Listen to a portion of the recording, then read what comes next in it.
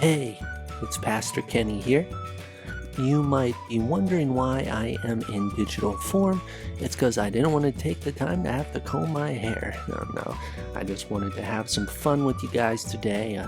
I'm missing all of you. It's so weird not attending church, but we are the body, so we need to keep meeting, keep encouraging each other, keep learning, even when we can't physically be together.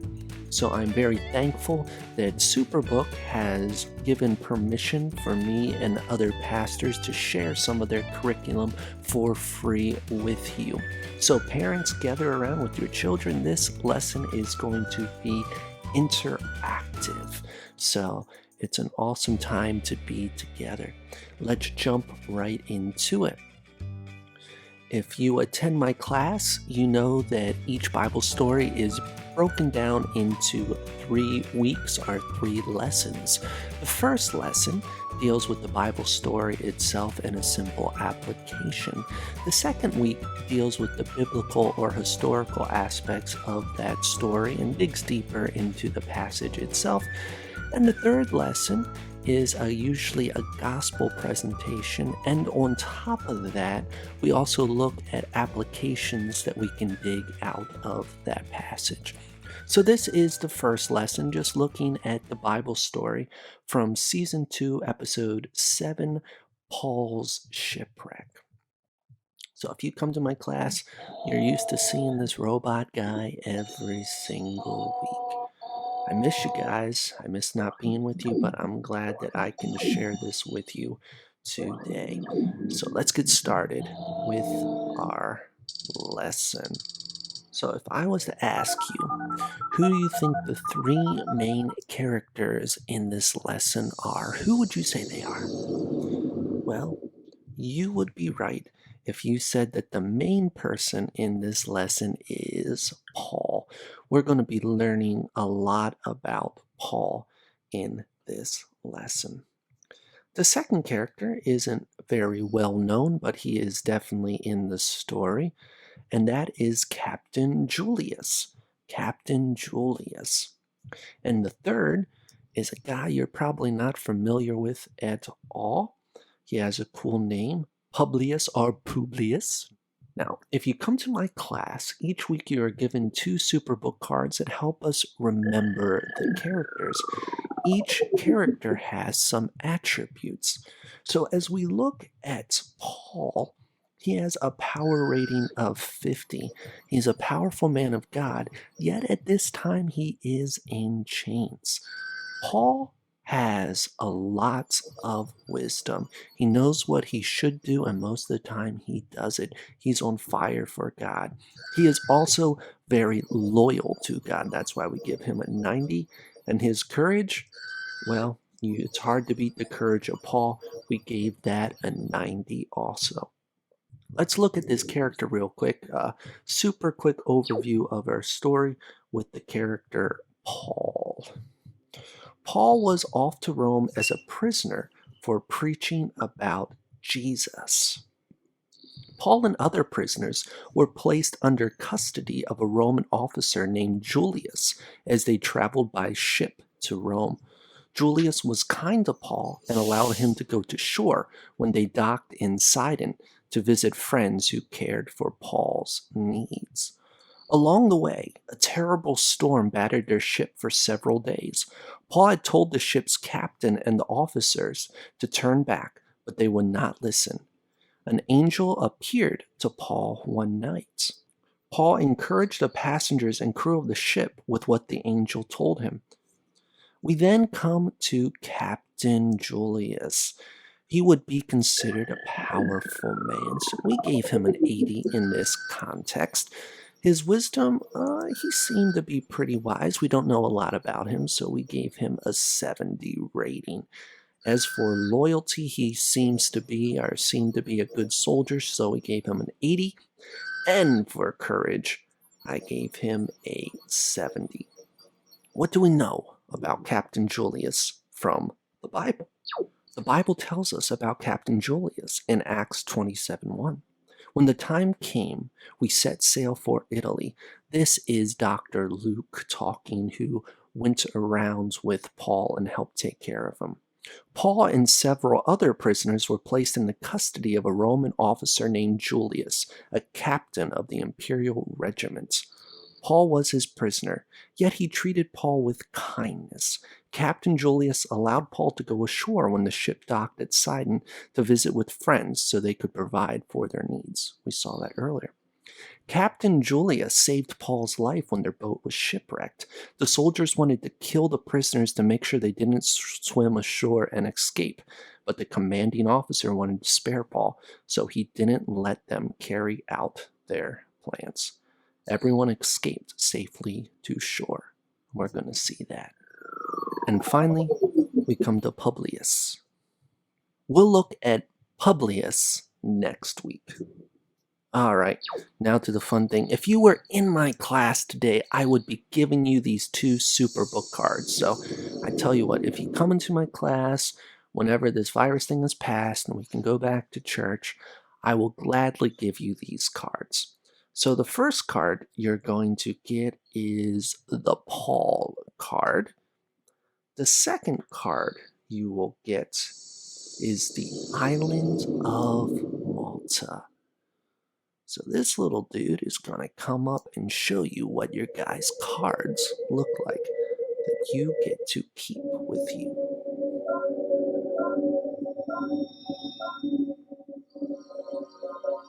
There we go. All right. Now, like I said, each lesson is broken down into 3 weeks. So today, this is what we're going to see from the Bible, the voyage.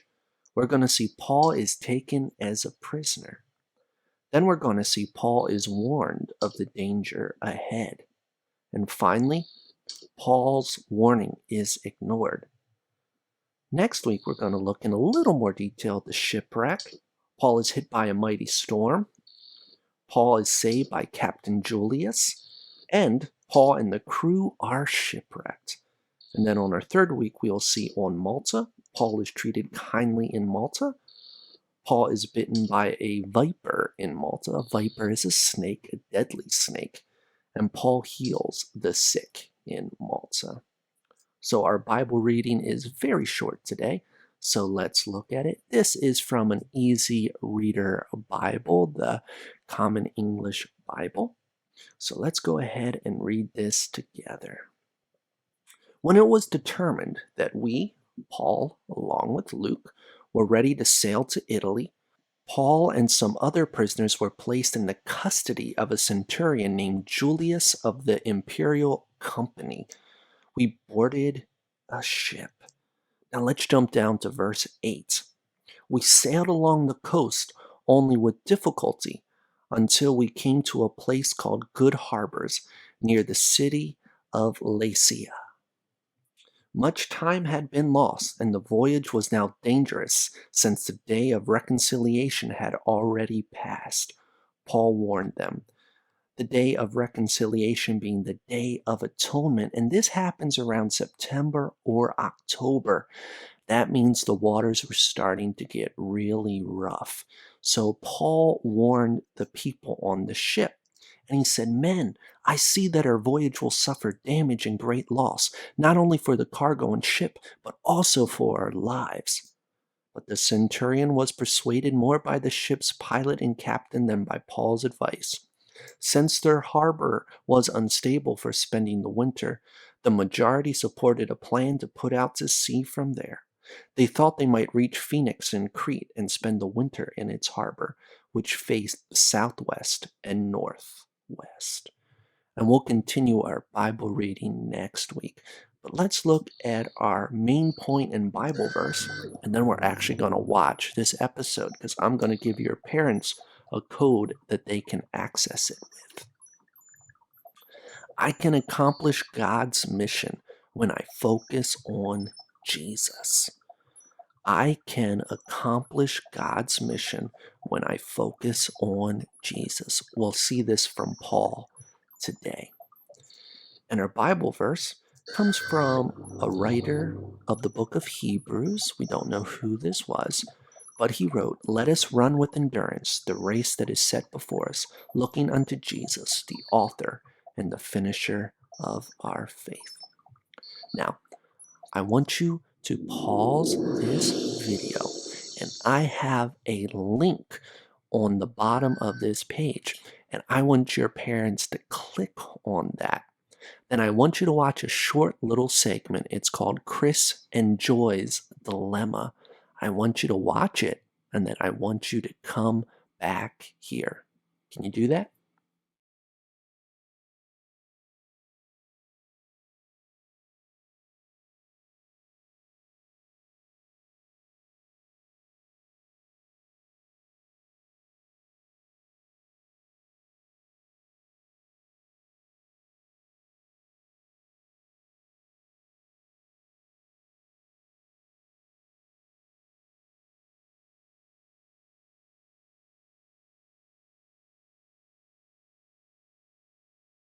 Okay, it looked like Joy just went through a lot in her dilemma. What was Joy doing in our Superbook video today? You can tell me. That's right, she was helping with a relief effort. Let's look at another question, see if you were paying attention. Why was it so difficult for Joy to do the right thing and help with the relief effort? What made it so hard for Joy?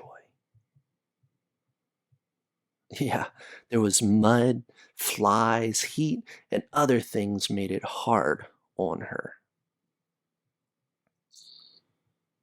For those of you who know the story of Paul and the shipwreck, what does Joy's story have to do with Paul's story?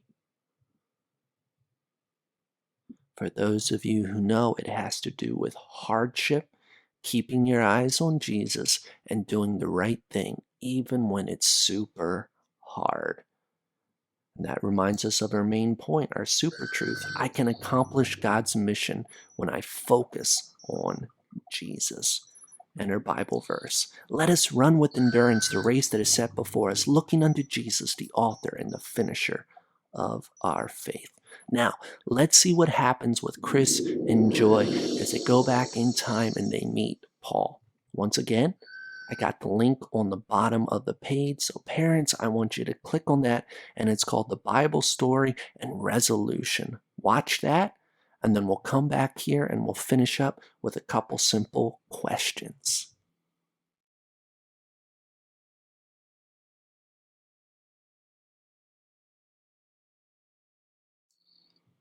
Wasn't that excellent? Really made you think. Paul was an amazing guy who pushed through during hard times. So let me ask this question. Why did meeting Paul change Joy's attitude about the relief effort? You tell me, why did it? She learned that with God, she can work through tough circumstances. We learned from Joy that helping others may be hard work, but we need to be like Paul and keep going to accomplish our mission. So next week, we'll come back. I don't want to give you too much information today because you have a lot to think about. So I want you to think about Paul. I want you to think how he did the right thing no matter how hard it was. And this week, you're going to be at home and some things are going to be hard. Your mom and dad might be upset. It might be hard for them, especially some people may be being sick. So we can pray for them. And even though things might be difficult, you can step up. You can ask your mom and dad how you can help them around the house, what you can do. So let's go ahead and pray. And then hopefully next week we can have our next lesson, which will look more into the Bible background of this passage. Let's go ahead and pray. I want to thank you, God, so much for this day that you've given us. Even though we're miles apart, we can still meet with you, so thank you. Please, Lord, help us to be like Paul. Help us to understand what it means to serve you no matter what. Some things this week might be difficult. Maybe just being around their friends and family all the time, and maybe your brother or sisters They might get on our nerves, or our parents might be upset. No matter what happens, Lord, help us to have good attitudes and follow you. Help us to be focused on the mission of serving Jesus Christ. We love you, God. Keep us safe and bring us back next week. In your name we pray. Amen.